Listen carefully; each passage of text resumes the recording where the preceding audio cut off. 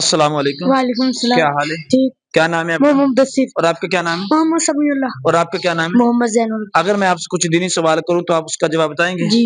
سب سے پہلا سوال آپ سے میرا یہ کہ آپ مجھے یہ بتائیں کہ وہ کون سے نبی ہیں جو بغیر باپ کے پیدا ہوئے تھے؟ حضرت موسیٰ. آپ بتائیں. حضرت عیسیٰ علیہ السلام. شاباش. درست جواب. آپ مجھے یہ بتائیں کہ ہمارے نبی کا کیا نام ہے؟ حضرت محمد.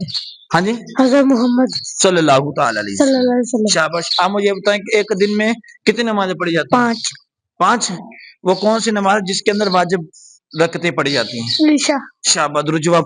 وہ کتنی ہیں؟ 4. 4. 2. 2. شاباش. آپ مجھے بتائیں کتنی ہیں واجب رکھتے کتنی عشاء کے اندر؟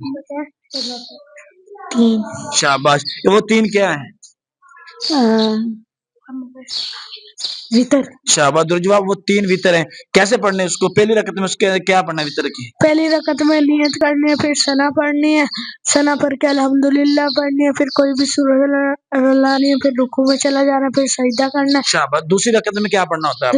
دوسری رکعت میں الحمدللہ پڑھنی ہے، پھر قل اللہ، پھر کوئی بھی سورۃ نہیں. شاباش. کیا بات. آپ بتائیں صحیح بتایا اس نے؟ نہیں، کیا غلطی کی اس نے؟ اس نے قل اللہ بھی پڑھنی ہے، پھر کوئی بھی سورۃ. ہاں جی. یا سورۃ الرحمن بھی ایک ہی ہوگا، قل اللہ احد پڑھیں یا کوئی بھی سورت شامل کریں، ایک چیز ہوتی ہے سورۃ فاتحہ کے بعد.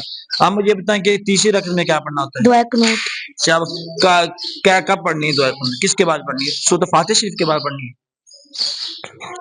آپ بتائیں. نہیں، اس کے بعد کوئی سورت لانی ہے، پھر ہاتھ کھڑے کرنے ہیں، پھر دعا قنوت پڑھ دینے. شاباش. دو جواب. جزاک اللہ.